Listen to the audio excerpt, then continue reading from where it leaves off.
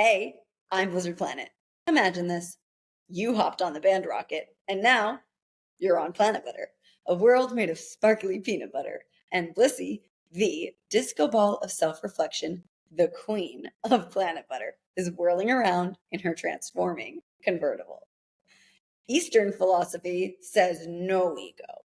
Western philosophy is driven by ego. Planet Butter's philosophy says take responsibility for your ego. Our ego is our luxury. It's what makes us human. On Planet Butter, we take responsibility for our ego and lead with our intuition, what I call Intucentricism, centering on personal expansion rooted in self-friendship, the daily practice of embracing, understanding, and enjoying ourselves, with the inevitable impact on societal expansion. You're tuning in to Self Friendship Podcast, where playfulness meets societal reflection. Your escape to take a step objective, to critically think, creatively think, giggle, and optimistically approach life through my concept, my theory of self-friendship, the daily practice, again, of embracing, understanding, and enjoying ourselves.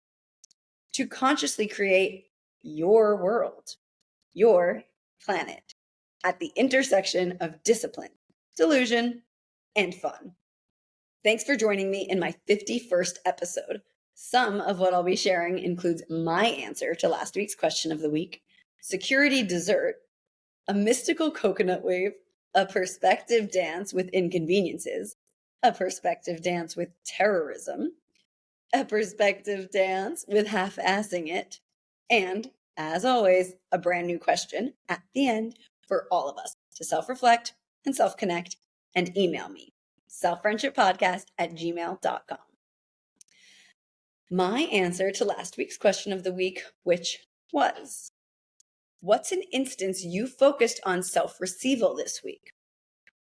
So, I happen to have had to work. There we go. I happen to have had to work double time into getting into receiving mode this week. I was gripping Planet Butter a little too tight, and I needed to let it breathe. So, my self-receival was the process of receiving myself in the most relaxed state, so I could also receive from the uni, allowing the part of me that is Planet Butter to be excitedly expressed. So, I went to the nearby monkey forest with some friends one day. The next day, I did a totally mixed up routine and I absolutely loved it. I did an early morning work session, body calibration, sauna, ice bath cycles, which is, by the way, so much freaking fun. A massage, I tanned, I did a writing session, and then on my way to the beach, I passed one of my favorite go-to cafes here in Bali, and literally my energy went zoop. And I did this military about face. I was like zoop, zoop. And I walked inside. Like the uni literally made me do it. That's what it felt like. It was epic. And I ended up in a 3-hour Planet Butter meeting with my new friend who I didn't even know it, but he literally sells books on the internet in Russia. And he advised me on all this magical stuff for Planet Butter. I'm so excited. So I really focused on receiving myself in all of these moments, particularly leading up to that meeting, because I am Planet Butter. So I let the part of me that is Planet Butter breathe and sustained my alignment, and then the magic unfolded. This is how it works, guys. Super cool. All right. Now, manifesting the little things. It's insane how quickly we can get what we want when we say so sincerely and clarify what we want and take action to get it. So there's stuff we got to do, but it can happen quickly. Consider the tiniest things. At my spa, there are only 2 little cabanas. They're often taken. And any and every time that I know I want to sit in the cabana before I go to the spa, I say, okay, uni, I'm going to go lay in the cabana. And then I take the action to go to the spa, let go the thought, and literally every time the cabana is available for me. Same for parking. Anytime I drive anywhere, or even if I'm a passenger, driver, passenger, it doesn't matter. I always know that I'm going to get what I call VIP parking. There's always a spot in front for me. Literally, I've never had an issue with parking because I just assume it's there for me. I let it go, as in I don't think about it after I acknowledge knowing it. And then it is. Literally, always. And if for any reason there's not a spot, I just figure I'm not supposed to go to the place. You know what I mean? But that never happens because alignment. Okay. Why it's helpful to personify adjectives. I've been playing around with personifying adjectives like indifference. What would indifference do in this situation? Type of thing. It helps me think through something in a behavioral way, making it action oriented rather than just a word being said. You with me? Now, security dessert. Sometimes I buy multiple desserts just to ensure I have some around when I inevitably want it. Simple. That's me embracing, understanding, and enjoying myself. Self-friendship. Now, expanding on conscious ignorance. Conscious ignorance is knowing and choosing to neglect anything and everything that does not fuel our alignment. Conscious ignorance in and of itself activates our self-friendship practice through the 3 core methods: boundaries, confidence, alignment. With knowledge comes clarity of our boundaries, while choice demonstrates honoring our boundaries. And in honoring our boundaries, we fuel our confidence. And in embodying our confidence, we connect with our alignment. Conscious ignorance is not a lack of knowledge. It is a choice to not engage with knowledge as a means of contributing value to society and improving our culture. We can be aware of something and also choose to not engage, entertain, or indulge in conversation about it. Boundaries, conscious ignorance, objectivity as a means of contributing value and remaining in alignment. Now, a note on press.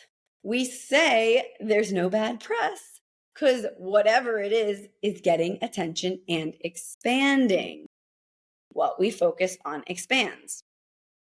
Conscious ignorance. Now, a note on creativity and money.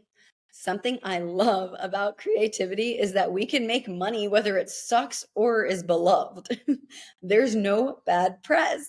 And that's why there's no reason not to do it. Now, a self-friendship article snippet. Inspiration is self-friendship's through line. Fun is our stabilizer. When we stay in a critical thinking mind, we stay inspired. Other people, places, and things mirror our unique life experiences and mentalities surrounding such in every moment.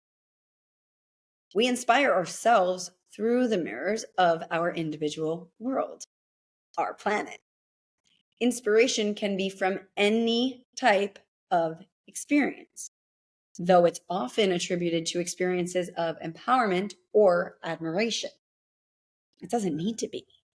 Inspiration can spark from something we don't like or agree with. Inspiration is the seed for action. Our actions dictate our communication with the universe. While oscillation is necessary for growth, that is, wavering between who we've been and who we want to be, in order to transcend it, we must embody the willingness to upgrade through our actions that are inevitably rooted in our inspiration.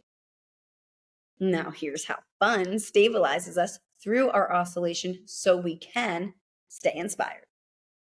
Read or listen to the full audio article on planetbutter.substack.com/subscribe. planetbutter.substack.com/subscribe. Now, a note on our public-facing selves.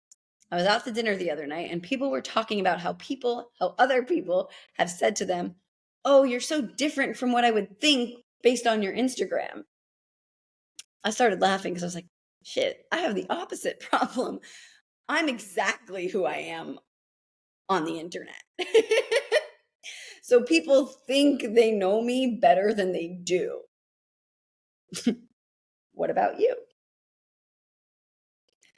Now, okay, the mystical coconut wave. Guys, this was so cool. I said this to a friend when I was describing a wave that I saw at sunset. It's a beautiful phrase, so it's imperative to share with you. Mystical coconut wave.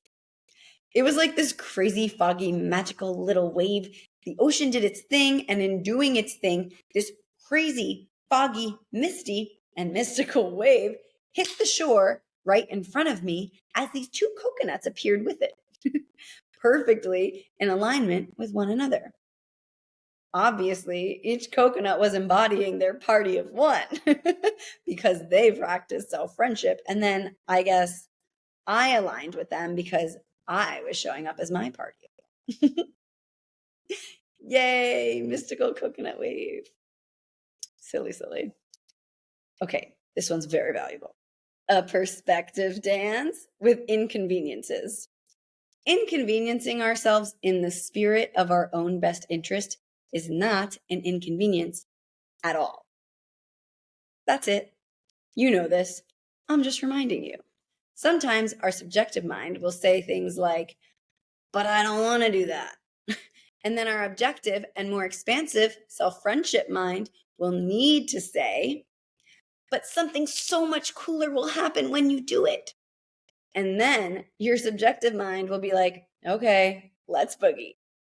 Also, consider external inconveniences as in things that are not within our control. Perspective dance these to the understanding that these are most certainly in our best interest. So rather than frustration, impatience, or otherwise, let's show some gratitude to the universe and embrace the moment with our self-friendship stabilizer. Fun. Have fun in these moments of external circumstances dictating what is occurring. Okay. Now, reactivating self-friendship. Guys, we are perpetually reactivating our self-friendship practice. That's why it's the daily practice of embracing, understanding, and enjoying ourselves.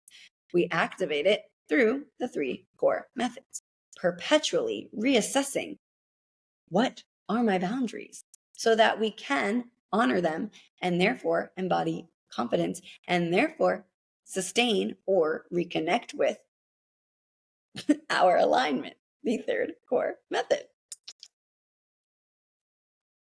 Now, a cool quote from my friend. The top of this level, whatever your level of life is the bottom of the next. Sit with that and check out her work. Ani Moosh, ANI_MOUSH. She's an incredible creative muse. Check her out. Now, a perspective dance with terrorism. Yep. Welcome to Planet Butter. I don't know the best way to say this, but people who we recognize to be terrorists sincerely believe in their own minds that they are doing the right thing. I've shared many times previously, consider our upbringing to be hypnosis, and you just might be able to practice your objectivity here. I'm not saying it's okay, but if we can detach from our own morals and emotions for just a moment in our own hypnosis and take a Planet Butter step objective to simply understand that these people sincerely believe themselves to be doing good. Good intentions, guys. They don't realize it. We might be able to actually contribute to effectively making change by understanding this.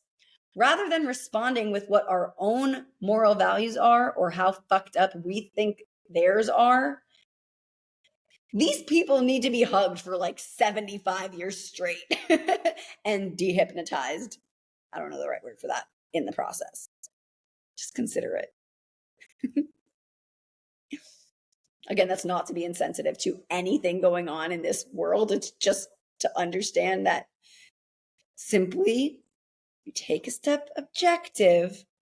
These people do think they are doing the right thing by their own morals. Hypnosis is a strong thing, guys. All right.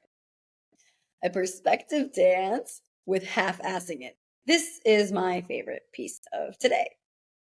So, piece of today. Yeah, why not? All right. It's actually harder to half-ass things than to whole-ass them. Consider this. I was in the ice bath the other day. It's 4 degrees Celsius. And as I was about to get out, there's this guy who was literally half in the ice bath and half out of it. And as I was climbing out of it, he's like, "Oh, I have so much respect for you right now." And I was like, "Thanks, but you're actually making this way harder on yourself, because if you would just put your whole body in there, it wouldn't be as hard as you're making it." And yes, I said that to him. And I walked off into the sauna. He was literally half-assing it and making it so much harder than if he would have just jumped right in, dunked under, and adjusted his whole body instantly into the challenge that is a 4 degrees Celsius ice bath. You see? Whole ass it. Make your life easier and cooler. Now, the question of the week. What's something you've experienced recently that you now appreciate as convenient, even though you initially saw it as inconvenient?